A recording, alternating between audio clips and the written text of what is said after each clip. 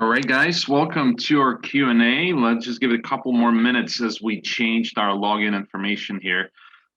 Usually we have 3-4 times more people. I guess everybody clicking on the old link, so we're trying to fix that as we're trying to automate everything.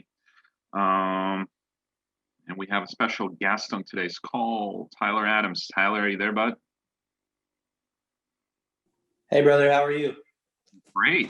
How's it going, man? Another day in paradise. Like to hear that. So, all right, I guess as people jumping on, we're also recording this call. That's actually the whole entire reason why we're migrating to this new meeting ID for today's call. So it's all automatically recorded. And so we can automatically get the email out to you guys so you can rewatch it if you would like to. So, but Tyler, you actually the first one that we bringing on this call. Traditionally, we've done this Q&A call with just internally with our agency, and where I would just tackle the questions people have. So you're the first one, man. Welcome. Hey, I appreciate the opportunity, brother. Looking forward to contributing, helping anyone however I can. Absolutely. Well, we appreciate you jumping on, man. And I know you haven't been here with our company for a long time. So, and what we'll do, we'll actually very quickly after the introduction, we're going to open up the line so we can get the questions from our agents here. So of course. Them, but if you just kind of want to fill us in a little bit about, where you're from, how you ended up on the team, and what's been your experience so far. Yeah, brother. So I started with Family First Life September the 15th. I'd never done life insurance before. Beginning of September, I was Googling what is life insurance, what is a term policy, right? I was that new to the industry and the business. I'd been in corporate America for 15 years. I was in senior executive leadership team with T-Mobile. I was a senior district manager with them, and I enjoyed my job, but I just was very unfulfilled. I finally got that boss that just put me over the edge, and I knew for a long time that I've been wanting to get out of corporate America and make that transition into working for myself. But I was just trying to find the right outlet to do that, somewhere where I could thrive and I could thrive quickly. And I saw Marco Conde. He left corporate America. He was with T-Mobile as well. He left them, and I saw his success for the first year after he left. Every month he would post 40,000, 50,000, and in my head, I'm like, man, there's no way this is legitimate. Like, there's no way this is real. And, came to one day, I called him a few times off and on over a few months, and I never committed. And then one day I reached out to him. He said, why don't you just come down, hang out with me? And I saw the opportunity and that this was a real thing and that the income potential. And that day I went and signed up for my courses.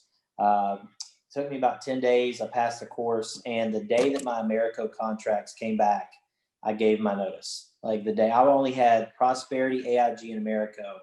And as soon as Americo came in, I left my job and just went all in with FFL. I love it. I love it. All right. Well, yeah, you are really not just fresh and new to the industry, but you're a true testament to like not only how quickly you can progress with a company, but how quickly actually can dive in. That's I mean, your results are impressive. There's no doubt about it. They're crazy.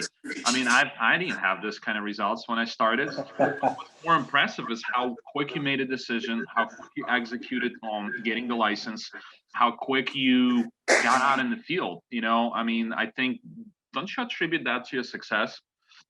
Like how quickly you're moving? Yeah, 100%. I think that's probably most of the reason that I had the success.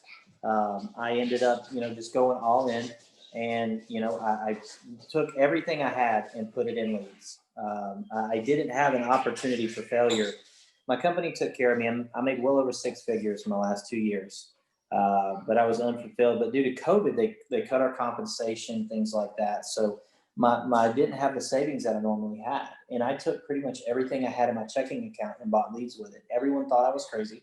But I knew, and when I decided to do this, there was no more TV, there was no more Netflix, There was no YouTube. Well, there was YouTube, but it was all FFL. So everything that I watched, that I consumed myself with, was FFL. And all I did was watch top producers. So mentally for me, coming out of the gate, normal was $40,000 a month.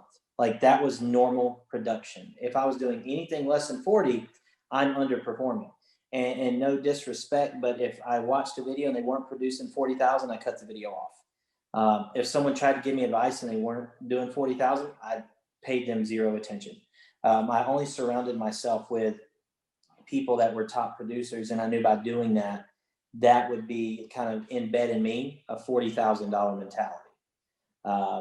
So I did that. My first lead order was $1,500, and I just went all in on different Facebook leads and CRMs, and it just kind of took off from there. I believed in the system, and truly, even if you're not the best agent, if you put the numbers in your favor, you are going to produce and you are going to yield some results. Well, you said something important also, that you didn't say actually that way, but you conditioned yourself to 40,000 a month. You did absolutely everything, and it was zero chance you were going to fail. So probably had the feeling, if I'm not doing 40, I'm not fucking, they're cutting me off. I'm done. Toasted out. Yeah. That's kind of how your thought process works. That was mine. Like 40,000 was the cutoff, and kind of my mentality, and how that I gauge my success. I try to make my mortgage payment every day I'm in the field. That's what my goal is. Like my personal goal is every day I'm in the field, I have to write at least what my mortgage payment is. And that's how I gauge if I'm successful or not. Because we never know, tomorrow's never promised, right? We are working for ourselves. So for me, I try to, cover that mortgage payment every single day that I'm in the field. I love it. All right. Well, we also know you're shooting guns with your son. That's awesome. Yeah, that's something that you left the room for it. Like Netflix, no. Music, no. TV, no. But hey, family is important, and I know you're doing it on Sundays. That's awesome to watch, man. So, and I mean, I don't do it myself, but I really want to. So. Well, you're gonna have to make a trip, brother. Okay. Are you in Texas? No, I'm in Orlando, Florida, but I'm getting ready to move, and I'm going to be moving out to Louisiana. Oh, I got you. Okay. Good deal. Good deal. All right. And obviously I'm going to ask you guys to turn on your cameras, unmute yourself shortly here. I just have last question to you, Tyler. What did you issue pay so far? From like so you said mid-September, you probably got your American number beginning of October, correct? No, I got my I started in September. I got my America number on September the 15th. And from September the 15th till the end of November, I paid $153,000, like $800. Sheesh. What were you making with your corporate job? 150 to 180 a year. Okay, fair enough. So you just made a year's salary, and that's not the bottom salary. It's like a really good salary. You made it. Yeah, I feel very blessed for the opportunity, and I think that I wasn't given, and I get messages all the time from people, hey, what's your lead vendor? What's this? What's that? And I tell them, I'm like, guys, there is no magical lead vendor. I'm not doing anything different. I'm just buying a bunch of leads. I'm diversifying my lead flow, and I'm making a ton of appointments. What really turned it around for me was dialing daily from 7:30 a.m. to 9 a.m. That was kind of the turning point for me, because I noticed that golden hours of 7:30 to 9, I would book more than I would book from 9 a.m. to 1 p.m. So even on run days, I'll get up and dial from 7:30 to 9 to all unresolved leads. Wow. All right. What kept you in the game? Like what was your well? First of all, 7:30, right? Most of you will be really uncomfortable doing it at 7:30 in the morning. So it's crazy. I mean, I've done it plenty. So not that it makes us special, but what is your thought process towards like dialing at 7:30? I mean, at 7:30, they're not really getting any other phone calls. And most elderly people, they get up early. They're getting up at 5, 6 o'clock in the morning. And I would say at 7:30, my answer ratio just almost triples. Everyone's answering the phone at 7:30, to 8 o'clock. And then from 8 to 9, you're still in those early morning hours. So for me, that's always been a critical part of the booking and how to book quickly, because I'm all about working smarter, not harder. And if I can get the job done from 7:30 to 11, why, get up at 9 and dial from 9 till 4 in the afternoon when I can get the same results in less amount of time? 100%. All right, guys, just unmute yourself, turn on the cameras. This is Q&A. This is not just a type of call where you listen. Here we go. We always trying to bring the best of the best of the best to all our calls. Again, this is the first Q&A where we have a guest, and I'm excited. So I kind of, I guess, got caught and kept asking question after question after question because I'm excited to be here. I'm excited to have the opportunity to ask Tyler Adams the questions. I mean, I haven't done 150 in my first 3 months. So amazing, man. Great job. And go ahead, guys. I mean, we have plenty of time with Tyler. We appreciate the time, by the way, man. No, of course, brother. Anything to help. All right. Well, Samir, go ahead and unmute yourself.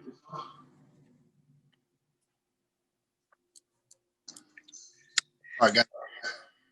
Don. Good, brother. How are you? Yeah, really, really good because maybe months and 2 weeks it's hard for me, but I'm still trying. I'm buying leads, call. They don't show out. They don't. It's crazy. But pretty new. It's hard. It's thinking for everybody starting this business. I'm trying to figure out the best way to maybe knock, house. I don't know. Samir, Yeah, brother. you kind of. I mean, I'm sorry, Tyler. Did you hear what Samir was saying? Because I was not. I'm sorry. Yeah, you were breaking up a little bit, Samir, but I think I got your question, brother. And I know as a new agent, it can be pretty intimidating, right? And I heard that you said you're buying leads, that you're doing door knocks, things like that. If you're not getting the results that you're really looking for in regards to the leads that you're calling, things like that, a great best practice that I took on very early was I was recording our phone calls. Record your tonality, record how that you are responding with rebuttals to objections whenever you're on the phone with a client.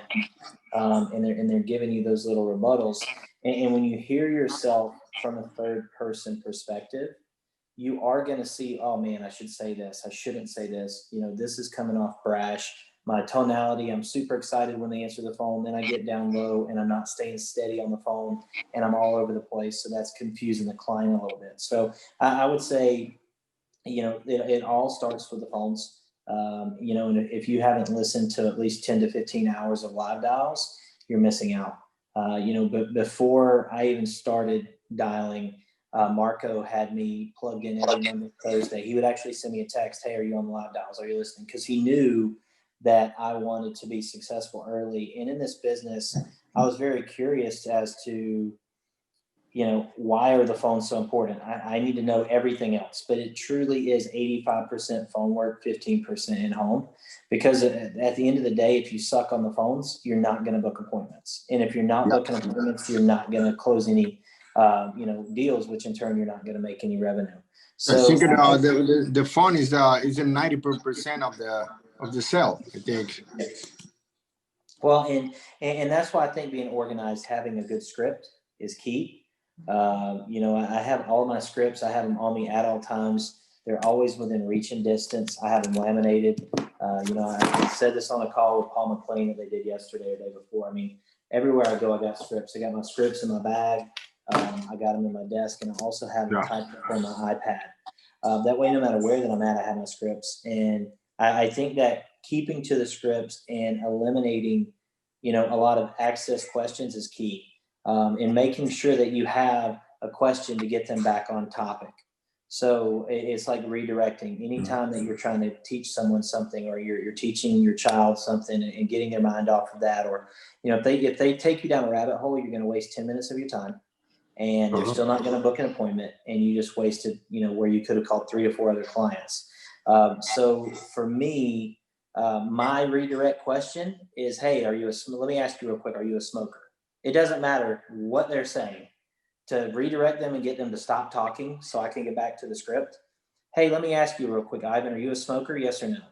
No. Okay, great. So back to what I was saying, Ivan, my job's pretty simple. I'm just a field underwriter assigned to your case. Because it's state regulated, we just come out and verify a few things, and I go right back into my script.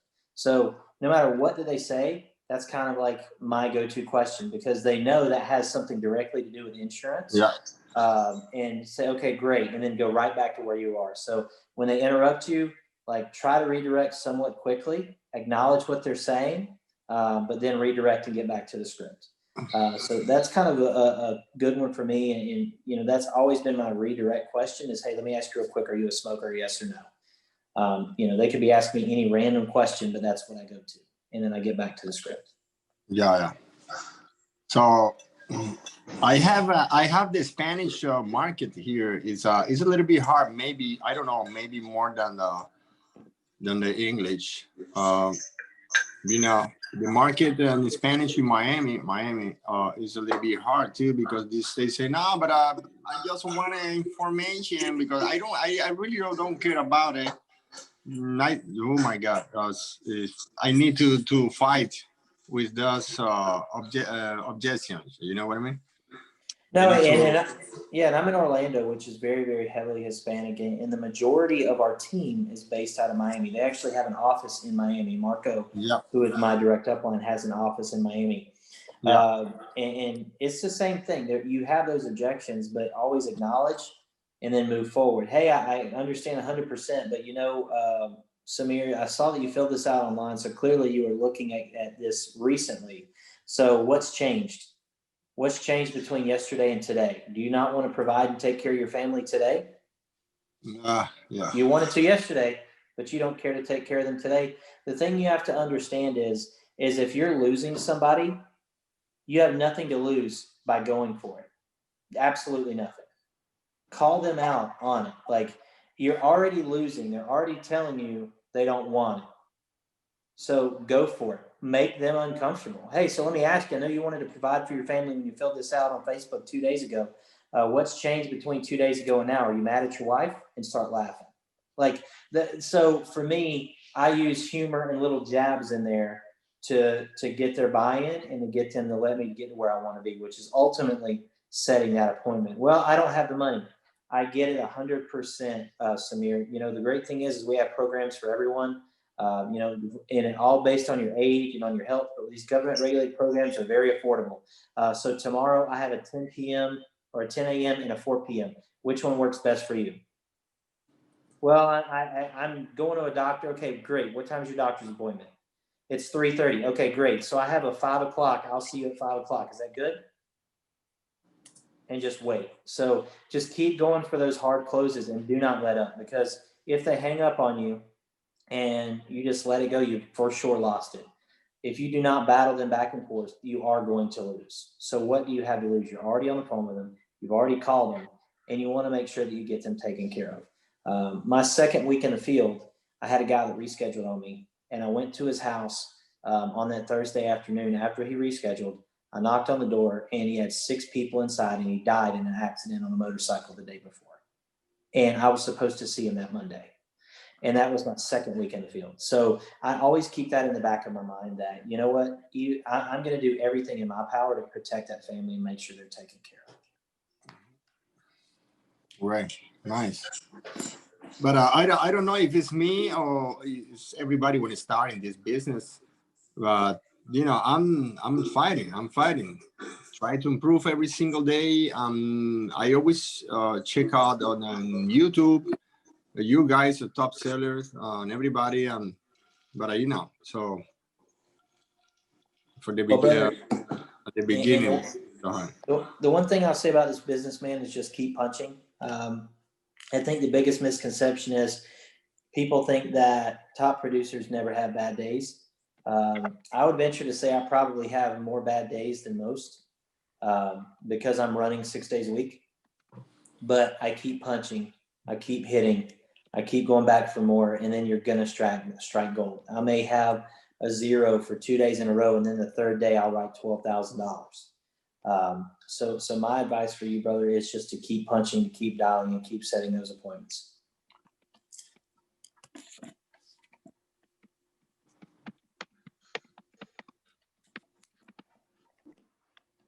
Right. That's awesome, man. I actually, this thing about the smoker question, I never knew that trick. So that's the power of jumping on every single training call, is you learn something new. I mean, I definitely didn't know that one. I wasn't asking that question. I'll be using it going forward. Somebody's like not saying what I want to say. I'll be, wait a second. What? By the way, are you a smoker or not? Yeah, it kind of confuses them for a second. And then they answer, and then you go right back to your script, and you've already broken that pattern of conversation, and you're back to where you want to be. Yeah, man. All right. I see that Lisette just unmuted herself. Lisette, you got a question for us today? Yeah. Hey, Tyler. How are you? It's Lisette from Miami. What's up, girl? How are you? Good. How are you? Fantastic. I'm having trouble building value in the home. I'm not having a problem booking appointments, but I'm having a problem like connecting with them and getting them to see the value in the product. Okay. And I think that's a question that a lot of people have, right? And I think it all starts from the time that you get out of your car and you're walking up to the home. So for me, I'm looking for things to tie into. And I think that the biggest part of the in-home is building rapport, building value, and the most important thing is getting that emotion out of the client, making them understand this is a real thing. So from the time I get out of the car till I'm walking in the door, I'm looking outside. I'm looking for any, flags. I'm looking for any like sports team flags, or I'm looking for kids' shoes at the front door. I'm looking when I walk in at pictures, how the house is decorated. I'm trying to find a way to develop common ground and develop it within the first 5 minutes. So for me, I have a little rule for myself. I never open my bag or my iPad for the first 5 minutes. I try to use that 5 minutes to develop rapport, make them like me, humanize myself to them, and kind of get them to trust me, because you're not going to buy from someone you don't trust.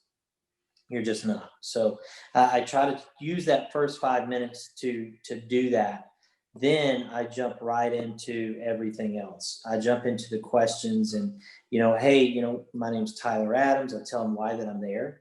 And if you're a new agent, I recommend that you kind of type up the order of your in-home in your Apple Notes or whatever it is that you use. And you have that when you walk in a home, and you can glance down at it and keep track of the order of your in-home. I have it on my iPad, which I don't use it anymore, but as a new agent, my first, couple weeks, month, I had the order of what the in-home should look like and what I should say in one order. But I think the biggest thing about, building value is making them understand that what this does for your family. So let me ask you, Mary. Bob's sitting beside Mary. So let me ask you, Mary, something happened to Bob tomorrow. What would that look like for you guys? And Bob's going to try to talk. And I'm like, all right, Bob, with all due respect, I'm asking Mary, because you're in this scenario, you're not here. So Mary, what are you going to do? Well, we haven't talked about it yet. And I say, okay, well, Mary, and I go through the financial inventory before this. And I say, so we've established, Mary, in the financial inventory that you guys have $1,000 in the bank, and you do not have any life insurance in place on either one of you. And you guys don't have a plan. And the average funeral is about $15,000. So you have $1,000 in the bank. You don't have life insurance. And if he passes away, you're negative $14,000 right now just trying to get the funeral paid for. So how are you going to come up with that $14,000, Mary? How are you going to pay for your rent next month? How much is your light bill? Because we got to make sure that you have power. We can't have you not having power while you're dealing with all this. And I asked them those questions, and it's to build emotion and get them to understand that this is important, because a lot of the people do not see the value in it. And that's your job is to build value. And that I do that by just asking questions. I'm never going to say, hey, you guys are in a very crappy position, but I am going to ask them so many questions to where they know it without me having to say it. Does that make sense? Yeah. So I think for you, I would listen to, there's a couple of training videos out there. I would listen to some of these training videos and write down at least 6 to 7 questions and have those questions and make sure that you ask those every single time, because that is going to build value behind what you're doing. And I tell them, I say, hey, you know, whether you're doing mortgage protection or whether you're doing final expense, you know, the government created this program 5 or 6 years ago. You know, they saw in the US that there was this, you know, silent, you know, just pandemic going on that no one was talking about. And every year, hundreds of thousands of people were dying.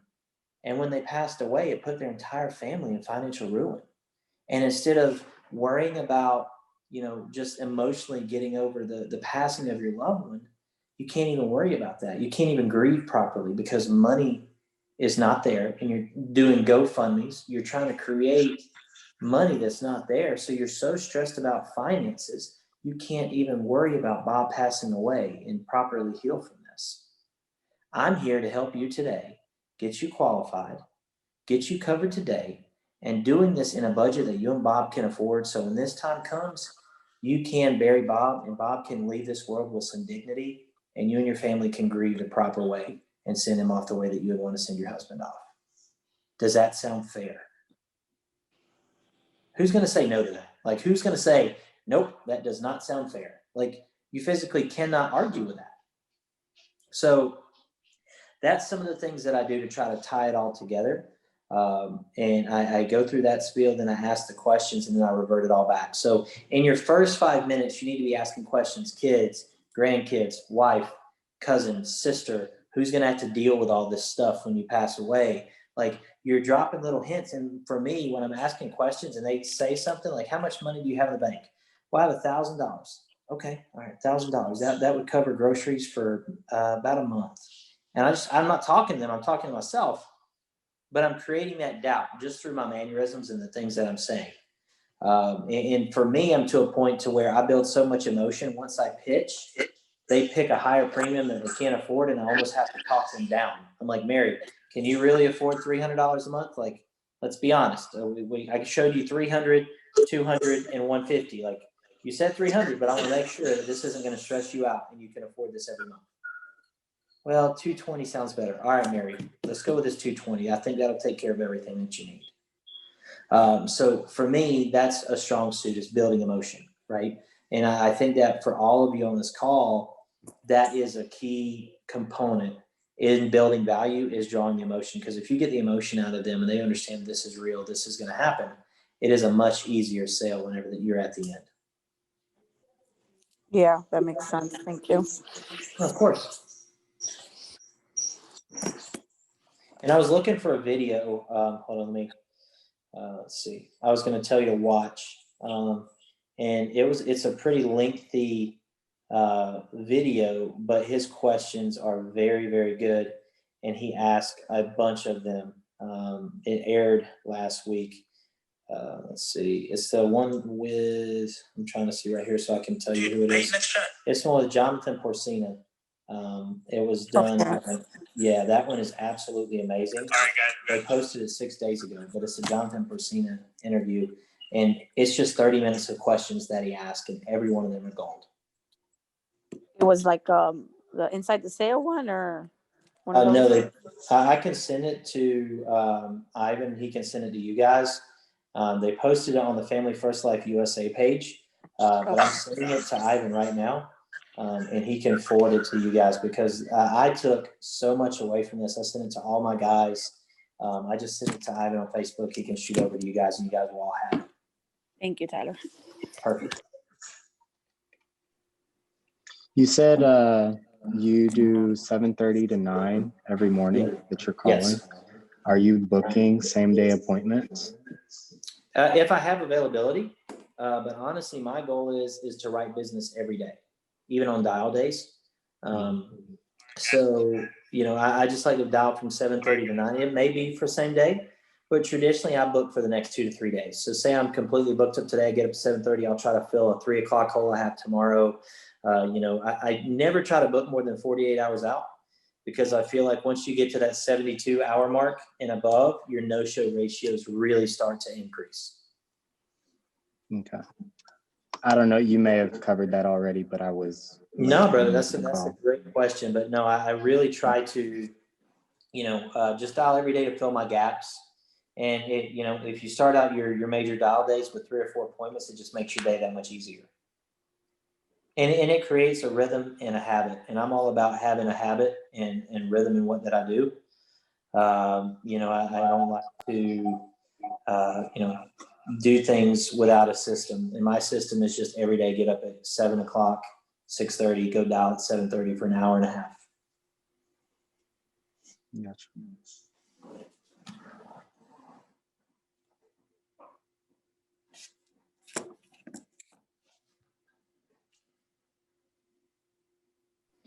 Well, actually, now that brings up the other question. So how are you just maintaining, are you buying leads basically every day on the CRM then? Besides, obviously you have lead flow that's constantly coming in, but are you buying on CRM too daily? Yeah, for sure. So, you know, I use, you know, some of our vendors. I use Game Time. I use Happy Agents leads. I supplement that with CRM. So I get up every morning and I check for instance. And the thing about instance, man, you need to call them quickly. Yeah, you know, if you're not calling, if you buy instant internet leads and you sit on them for 2 or 3 days, you've missed the boat, right? As soon as they hit the CRM, you need to be calling and booking them immediately. So I try to wake up every morning, see if the CRM's loaded, and you know, I kind of go from there. But yeah, I built, and I would say the first 10 weeks off of the 150 that I wrote, I would say 90% of that came from Facebook and the CRM. Like I just started getting into mailing campaigns, I would say within the past few weeks. And I'm hoping that that's going to, you know, help expand the portfolio of my lead flow even better.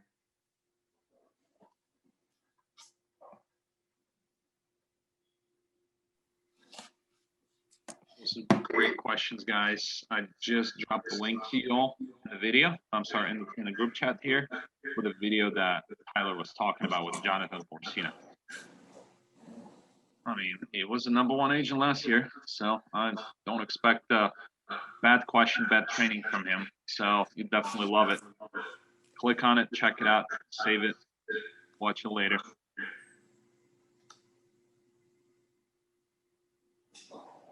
All right, I think we still have time for more questions, guys. So we got Kevin, Nestor, Tiffany, Teresa. You guys got any questions for Tyler? Because if you don't, I have plenty. I'll take all your time.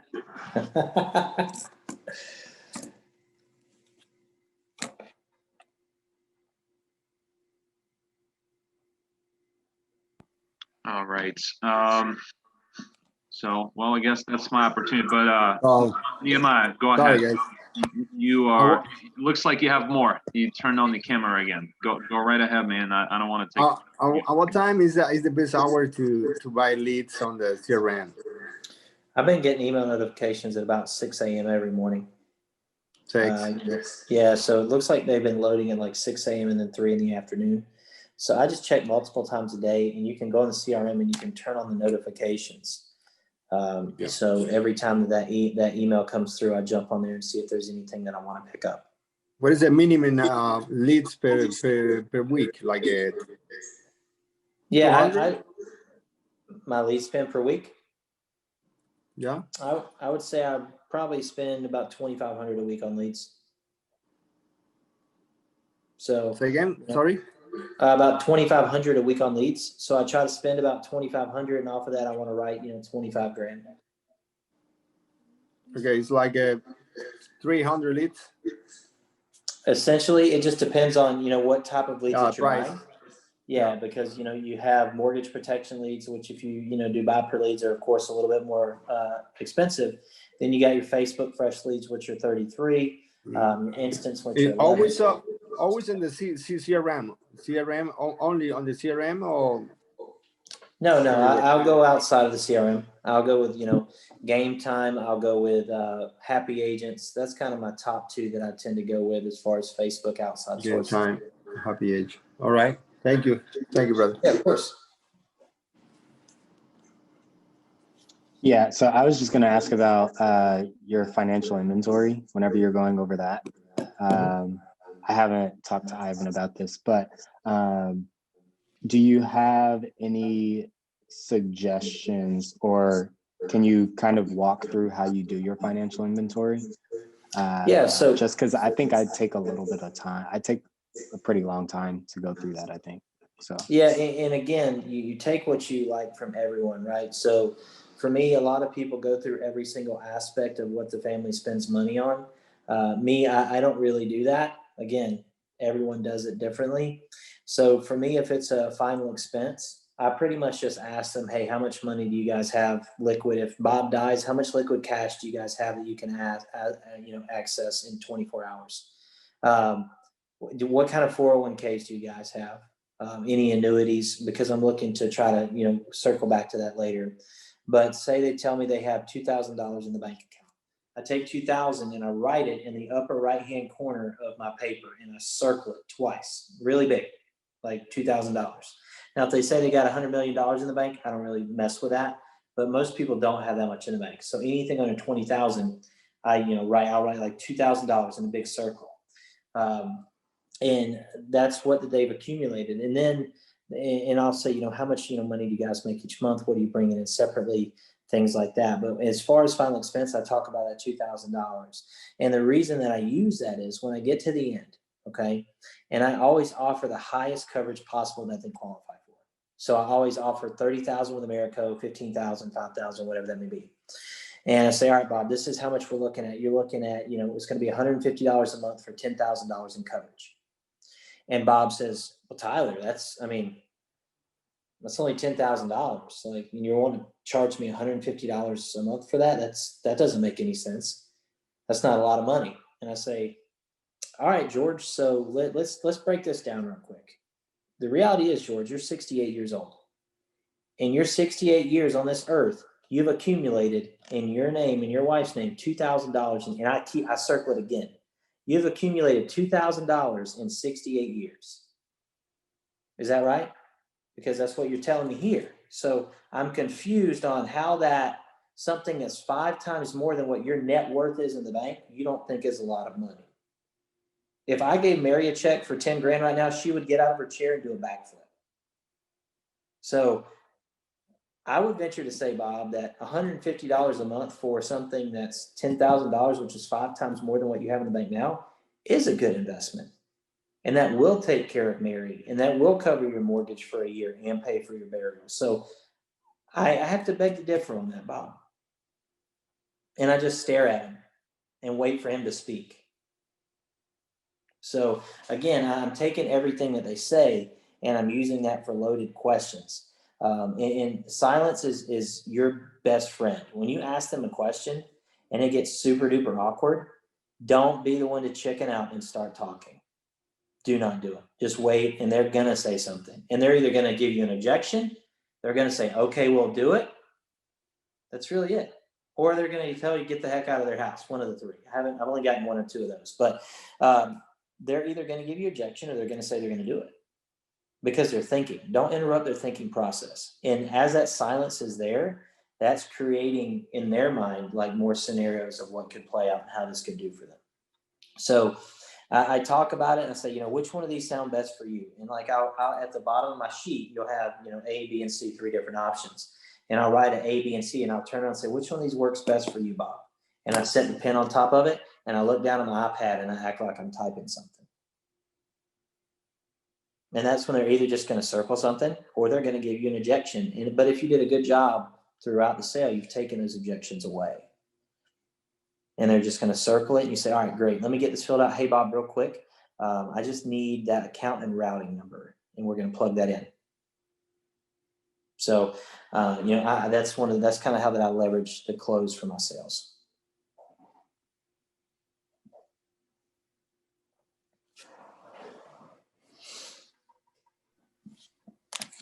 That is awesome, man. This is getting really hot, fiery here. So that's that's how it goes, right? So you got to get uncomfortable. So that leads to and I mean, how do you make sure, Tyler, that you get uncomfortable, you hit them between the eyes, and it still doesn't come off like you're really attacking them, or do you really care, or you just give them how it is, and like how do No, you? I still feel like whenever I overdo it, I lose them and they get pissed off, right? So I mean, I've made that mistake many times, but how do you make sure you still hang in there? well, I think with me, like I try to humanize myself and build so much rapport in the first 5 minutes, right? That they know that I'm naturally going to kid around and joke, but when I'm serious, it's because it's important to me, right? Like I think they all think I truly am trying to get them covered. I'm not just there to make money. I am trying to protect their family. And I think a lot of them do see that. And that's kind of why that, I focus on those things. I'm like, hey, listen, like, and I'm kidding around, and then I'll get serious. Like, listen, Bob, I get you said that, but you only have $2,000, Bob.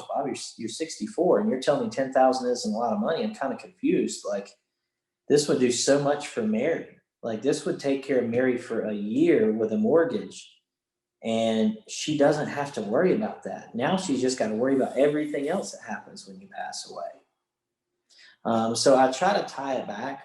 I'm never just going to be disrespectful to someone, but I do think sometimes that you have to maintain order in a home. They have to know that you are there to help them, but they have to respect you and respect your time. And if they truly do that, that you're not going to get a lot of pushback. They may still say no, but they know that you are there and you do mean business.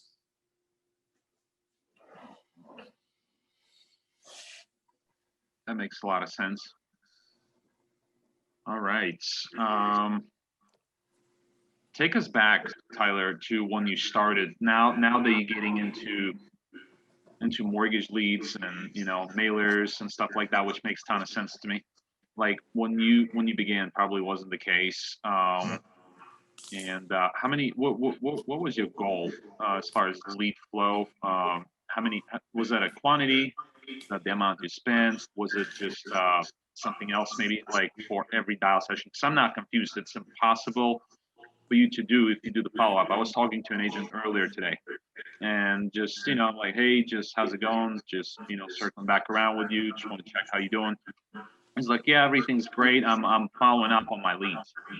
So, and I can clearly tell he didn't buy new leads. He's just following up on his older leads. And I know you went after new leads before each dial day. So, but what did that look like, Tyler? What kind of leads did you start with, and what was it? Yeah, so I started out with all Facebook leads. I started out, my first order was a 40 lead order from Facebook. And my logic, which I'm all about resolving your leads, okay? But my logic is to have so much business and working so many appointments and so many leads, I don't really have a lot of extra time to go resolve leads by door knocking. That's just my strategy. I do door knock if I'm in the area, but I'm not going to take a whole day and door knock. I'm going to take a whole day and buy more leads and book more appointments and go see people that I've already gotten a hold of and want to speak with me. And then if I get a no-show, I'm door knocking nearby houses. So I would say I was trying to buy like 80 leads a week. I needed to book 30 appointments a week minimum to start with. That was my goal. So I was trying to buy those 80, 85 leads a week, and do 240 lead orders off of Facebook, and sprinkle in the CRM and try to book those 30 appointments every single week. Sure. What's your schedule for the next 2 weeks? Well, my schedule, when I get off this call, I'm going on a travel trip. I'm going to go run in Alabama tomorrow and Friday. Then I'm going to Mississippi, and I'm going to run in Mississippi Saturday, Sunday, and look at houses in Louisiana while I'm there. And then I'm going to come back home Monday or Tuesday. And then I'm going to, run the 2 days before Christmas. And then Christmas Eve, I'm going to try to call and set up some business for the 2 days after Christmas. Okay, so you're gonna only take the 25th off. So you're gonna still work the 24th. You're gonna book up your Saturday and Sunday, which is 26th and 27th, right? Well, that's my plan. Yeah. And I mean, I'm going to effectively dial. So I'm going to dial, Christmas Eve morning and hopefully be done by 12 o'clock, right? So I got the rest of Christmas Eve off and Christmas Day off. And, you know, I'll book up my day after Christmas Eve afternoon and then all day the next day. Makes sense to me. I mean, why are you doing it? Yeah. I mean, that's kind of my thing. And I tell people, you know, I spend a lot of time with my family. I try to find a way to make their work-life balance. But as you're, like I said earlier, I'm getting prepared for a move. So I'm trying to get everything ready for that, resolve everything that I have, you know, and just go very aggressively, because I feel like that if you slack off for the last week of the last week of the last month, you're going to start January in a lull, right? And the one thing I've noticed in this business is that momentum's everything. You know, if you lose momentum, it takes time to get that momentum back. So for me, I try to ride that wave as long as I can. Absolutely. And Tyler, what is your goal for 2021? My goal is I want to hit Hall of Fame by March. Okay. I want to, you know, I don't want to say, I want to shoot for Rookie of the Year. You know, there's a lot of very talented individuals out there, so I know it's going to be hard to do, but I would like to be in contention for that. And I would like to have, you know, at least 75 writing agents by the end of the year. I love that one. All right, let's talk about 75 writing agents. Hall of Fame, I have no doubt. Rookie of the Year, yeah, you have a legit shot at that. So there's no doubt. And this is more of a well, I guess it's not materialistic, but it's definitely nice to achieve that level and be recognized as the Rookie of the Year. 75 writing agents. What is your plan towards that? How are you going to go about it? Why are you doing it, first of all? Because some people on the call here, they're like, you know, like whatever. We're just trying to pay the bills and, you know, I guess go about selling insurance. And but why 75 agents? How are you gonna hit it? Yeah, for me, I'm still in the phase of trying to really use my warm market. I think I got 8 guys that are already licensed and are either writing or awaiting contracting. Got about 6 more that's taking the course. But I'm still trying to leverage my warm market. And in January, I'm going to start the career builder pages, ZipRecruiter. My wife, she quit her job and she's learning how to recruit. So she's going to full-time recruit. And for me, it does a few things. One, I want to help break people out of corporate America.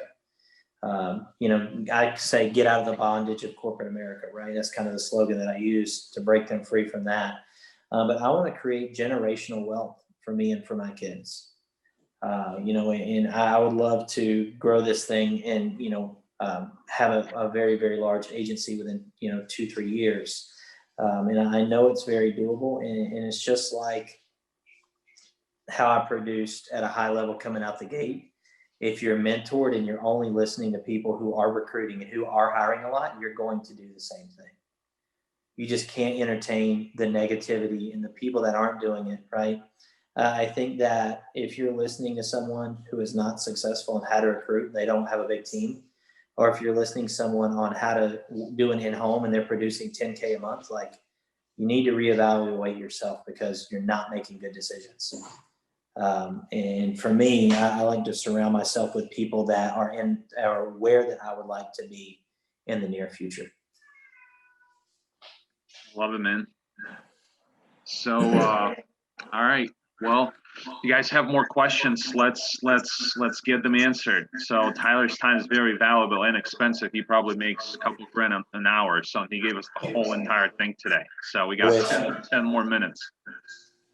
So don't if you hear, and I mean, I get it. I mean, me personally, I was not the best at asking questions. My main thing was learning how to ask good questions. I'm definitely not the best at it still, but at the end of the day, the quality of the questions will determine the quality of your life. I'm pretty sure you guys heard that. So you hear, go ahead and mute yourself or type your question in the group chat. We're gonna take a couple more and we're gonna wrap it up.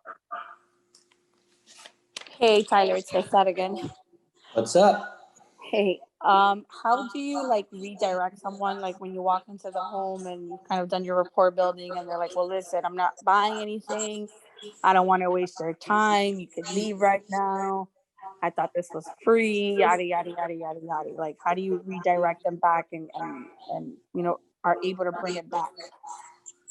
Yeah, well, Seth, I completely understand. I know that you told me you're not going to buy anything, and my job today simply is just to see if I can get you qualified. Us assuming, Lisette, that you're going to get covered today, that's a pretty assumptive thing to think, because I have to run your medical information. I have to see if I can even get you approved.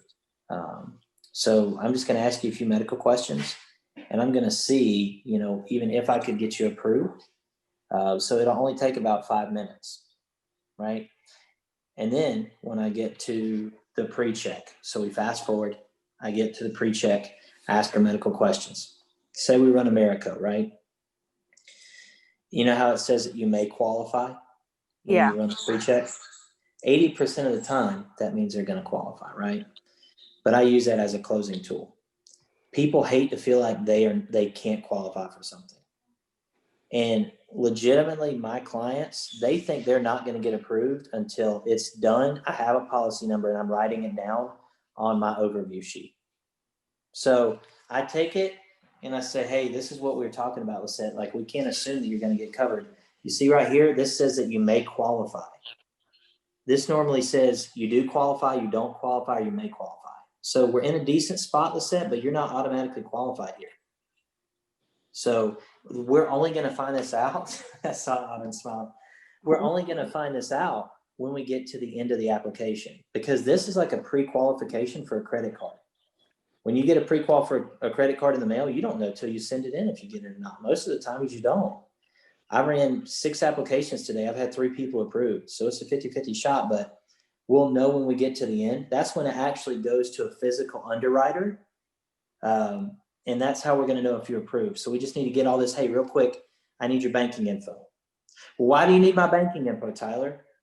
Well, this is a life insurance policy. You have to pay for this for the rest of your life. Debit cards expire. Like, they have to make sure this is a legitimate bank account.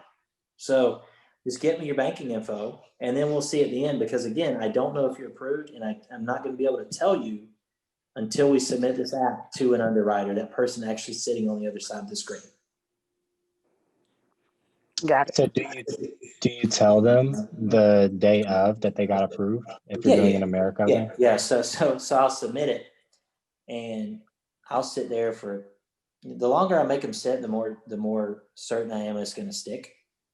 So I'll sit there and it'll spin. Like, oh, I'm just waiting for it to come back, And if they're on the fence, like, you can see the wheels turn. They're like, oh my gosh, I might not get approved for this. I may never be able to get life insurance. Like, you're building so much value and urgency with that client. Then when it goes through, I'm like, oh my God, we got you approved. I'm so happy. I got you a level 1 approval. That's amazing. I can't remember the last time a 72-year-old taking metformin has gotten a level approval with Americo, but they did that for you today. So I'm so glad we got you covered. And the good news is you're covered at this very moment. When I walk out of this house, you are 100% covered with Americo. So for me, I leverage the qualification all the way till the end. Because here's the thing. I've had tons of people that got the pre-qualification, and when we submitted it at the end, they did get kicked out of America, usually because of heart issues.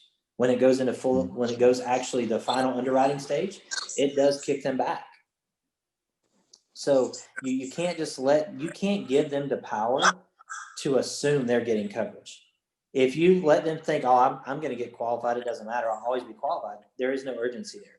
You have to take that power away. Same thing with a mortgage. Like, someone saying, they don't, when you do a mortgage protection, they do not own their home. The bank owns their home. So you letting them think that they own their home is not a good move on your part, because they do not own the house. You can't say, hey, who are you going to give this house to when you pass away? They cannot physically do that. They do not have the money. Instead of saying, hey, who are you going to give this home to? Hey, let me ask you, who's going to have to deal with this house and all the payments when you pass away? That's a much more powerful statement that gets them in an emotional state for you to close that deal.